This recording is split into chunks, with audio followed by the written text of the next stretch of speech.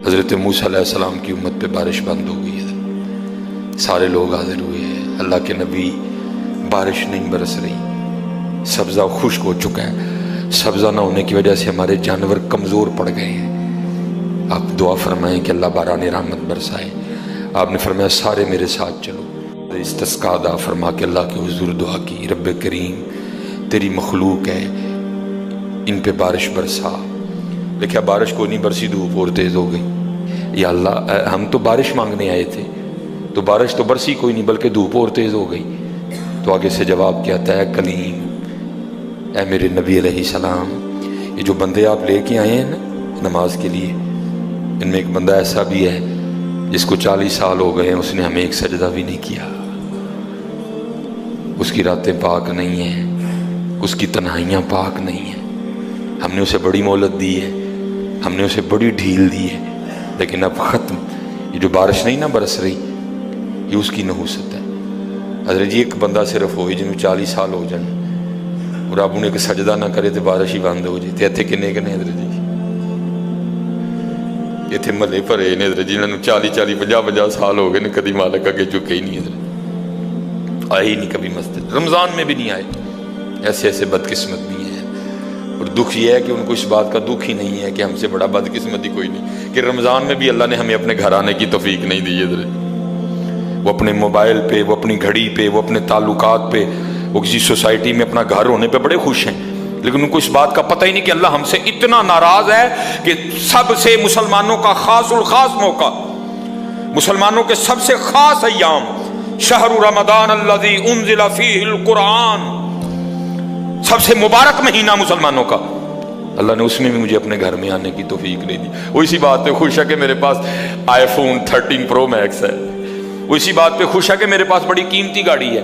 اور یاد رکھنا پتر، میرے بھائیوں کاکیوں، سب سے اللہ کا سخت ترین عذاب، حضرت موسیٰ علیہ السلام واز فرما رہے تھے اپنی امت کو، فرمایا اللہ کی نافرمانی نہ کرو نہیں تو تم پہ فلاں فلاں عذاب اترے گا۔ ایک شخص اٹھ کھڑا ہوا، عرض کرتا ہے اللہ کے نبی علیہ السلام آپ فرما رہے ہیں اگر اللہ کی نافرمانی کرو گے تو فلاں فلاں عذاب آئے گا، میں تو جیسے جیسے نافرمانی کرتا ہوں اس کی نعمتیں مجھ پہ بڑھتی جاتی ہیں، مال بڑا ہے، بڑھ رہا ہے دن بہ دن، اولاد بڑی ہے، بڑھ رہی ہے دن بہ دن، تو پھر سزا کاہے کی ہوئی؟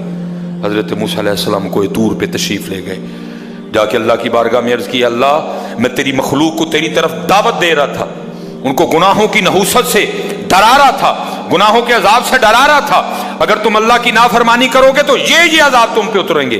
ایک بندہ اٹھ کھڑا ہوا اور آگے سے عرض کرتا ہے اللہ کے نبی علیہ السلام میں تو جیسے جیسے نافرمانی کرتا ہوں مجھ پہ اس کا کرم، اس کا فضل بڑھتا جاتا ہے۔ میں نے پوچھا کیا کرم ہے؟ اس نے کہا مال بڑا ہے، بڑھ رہا ہے، اولاد بڑی ہے، بڑھ رہی ہے، مویشی بڑے ہیں، زمینیں بڑی ہیں، کھیتی باڑی بڑی ہے، بڑھ رہا ہے میرا۔ اللہ پاک نے فرمایا میرے کلیم، میرے جو عذاب کے انداز ہیں، میری جو عذاب کی صورتیں ہیں، ان میں سے جو سخت ترین عذاب ہے اس وقت میں نے اس بندے کو وہ عذاب دے رکھا۔ عرض کی رب کریم کیا ہے تیرا سب سے سخت ترین عذاب؟ فرمایا میرے کلیم جس سے میں سب سے زیادہ ناراض ہوتا ہوں اس سے میں توفیق سجدہ چھین لیتا ہوں۔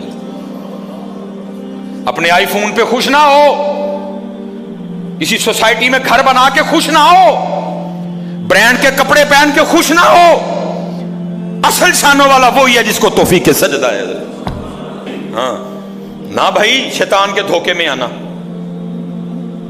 یہ کوئی نہ سمجھے میں کسی کو ٹچ کر رہا ہوں، یہ ساری نعمتیں میری اللہ نے مجھے بھی دے رکھی ہیں، لیکن کچھ نہیں ہوتا توفیق سجدہ، اسے توفیق سجدہ نہیں، فرمایا سخت ترین عذاب میں مبتلا ہے، میں نے اس سے توفیق سجدہ چھین لی ہے، میں نے اس سے اپنا نام لینے کی توفیق چھین لی ہے۔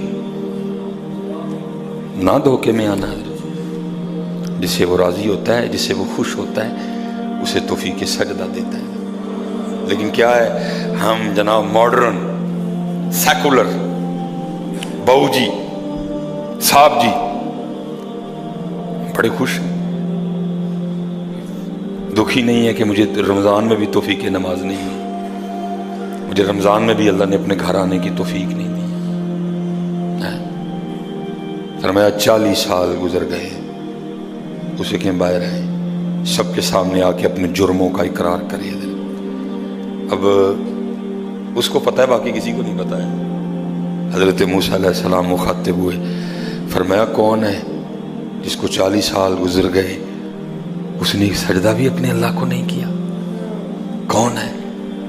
راتیں پاک نہیں، تنہائیاں پاک نہیں، باہر آؤ، آ کے اپنے جرموں کا اقرار کرو۔ اب وہ کیا اس کو پتہ ہے؟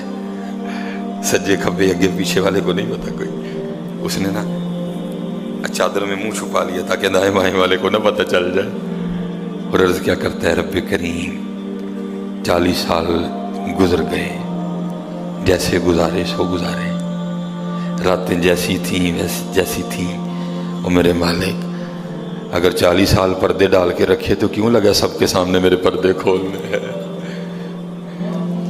اگر تو کھولنا چاہتا تو لوگوں کے سامنے کھول سکتا تھا، لیکن تو نے نہیں کھولے ہیں، پردہ ہی رکھا، لوگوں میں یہی بنائے رکھا کہ بندہ بڑا ٹھیک ہے، بندہ بڑا ٹھیک ہے۔ ہاں حضرت جی کھولن تے آئے تے توبہ توبہ توبہ، ڈر لگتا میاں، کھولن تے آئے تے پلیاں دے کھول چھڑے دے۔ اور پتر گل تن مسل دساں، گل صرف ہے یہ پردہ ہی پائے اس، باقی گل کوئی نہیں جی ہے، پردہ ہی پائے اس۔ میرے قیم صاحب رحمۃ اللہ تعالی علیہ سے کسی نے پوچھا حضور نیک کیا ہے بد کیا ہے؟